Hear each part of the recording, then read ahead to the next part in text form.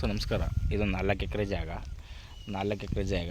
ನಿಮಗೆ Mysuru 42 kilometre, Bengaluru 170 kilometre, ಹೈವೇಯಿಂದ ಬರೀ 400 metre ಜಾಗ. ಇದು ನ್ಯಾಷನಲ್ ಹೈವೇಯಿಂದ 400 ಮೀಟ್ರ್ ಜಾಗ ಮಾತ್ರ ಚೆನ್ನಾಗಿದೆ. 30 ಅಡಿ ರಸ್ತೆ.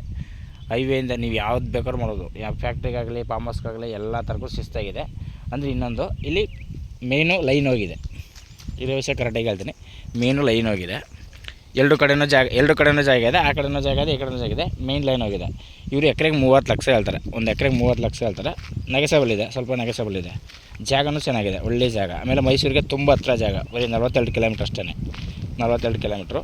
ನಂಜನಗೂಡಿಗೆ 22 ಕಿಲೋಮೀಟ್ರು. ನಂಜನಗೂಡು ನಗರ ಒಂದು 12 ಕಿಲೋಮೀಟ್ರು. ಚಾಮರಾಜನಗರ ಒಂದು 12 ಕಿಲೋಮೀಟ್ರು. ಜಾಗ ಮಾತ್ರ ಫಸ್ಟ್ ಕ್ಲಾಸ್ ಜಾಗ.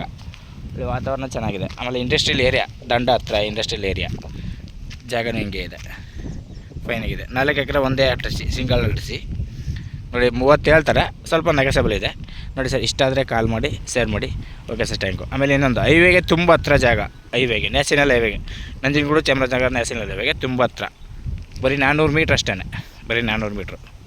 Okay sir, thank you. ಇಷ್ಟ ಆದರೆ ಕಾಲ್ ಮಾಡಿ ಸರ್.